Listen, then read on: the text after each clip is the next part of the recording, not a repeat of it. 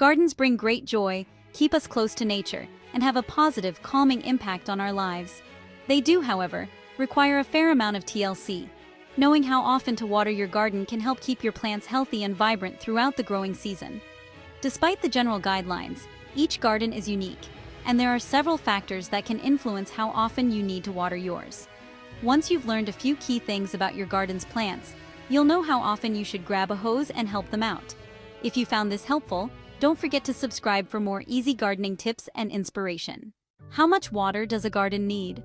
Watering your plants is not a one-size-fits-all scenario. If you're growing vegetables or flowers, most people suggest making sure your garden gets 1 inch of water a week. Calculating the right amount isn't too tricky.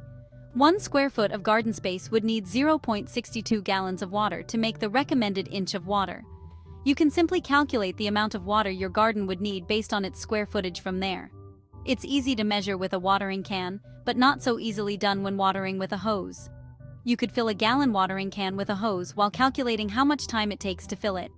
You'll then know approximately how long to water with the hose to get the recommended amounts per square foot of garden area.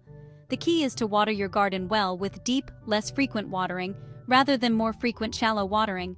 A shallow soak won't reach the roots as well. How to tell if your garden is getting enough water? Even with a solid watering schedule, you should check the soil often to make sure your garden is getting enough water, and not too much either. It's as simple as feeling the soil. If you can make a moist ball with the soil in the palm of your hand, it's watered enough. If it starts to fall apart or feels cracked and hard, it will need some additional watering.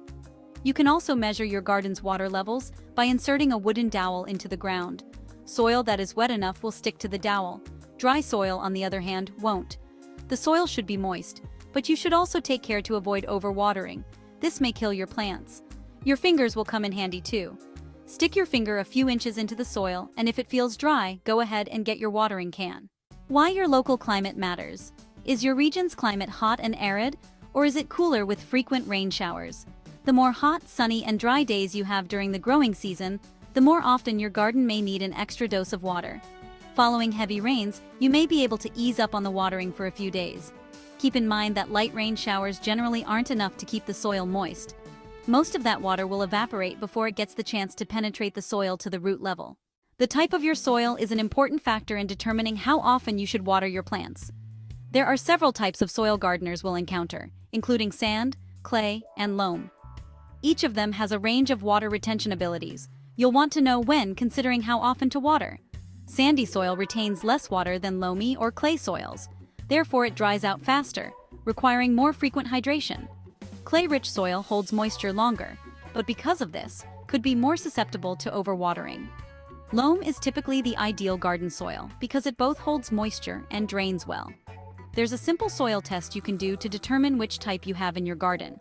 Just make a mud shake by filling a jar with soil and water. Shake it up, then let the jar sit overnight and see how the soil settles. Different types will react differently within the water. Once you know your garden soil type, you can better plan a more efficient watering schedule. Newer plants need more water as they work on establishing strong root systems. With their underdeveloped roots, very young plants or newly planted flowers are sensitive to environmental factors and may become easily dehydrated. Mature plants are more resilient and can go longer stretches without watering. Some plants and flowers require less water than others regardless of their age. Does your garden feature hardy, drought-resistant plants? Is it full of moisture-loving flora? Or do you have a range of plants with different needs? If you are still unsure about it, stick to this rule of thumb. Water your plants when the soil starts to feel dry to your touch. Adding a variety of native plants will enhance your garden and make the chore of watering a little bit easier. Flora native to your area have adapted to the local climate, soil types, and amount of rainfall with little human intervention, making them less dependent on watering, thereby saving you both water and time. Native plants are also excellent environmentally friendly choices with deep root systems that anchor the soil, reduce erosion, and decrease the amount of excess water that ends up in storm drains and runoffs. As valuable as native plants are to our water conservation efforts, they also play an important role in preserving the natural habitats of local wildlife and providing sustenance and shelter to pollinators, birds, and other animals. Including native plants in your garden is a win for both water consumption and local conservation efforts. When you do bust out that hose for a watering session, make sure it's in the early morning or evening, though early morning is best. Watering in the hours before the sun rises too high allows your plants to retain more moisture. If you can't do it in the early morning, water in the early evening. Avoid watering your garden in the middle of the day, as this leads to water evaporating before it can reach the plant's roots.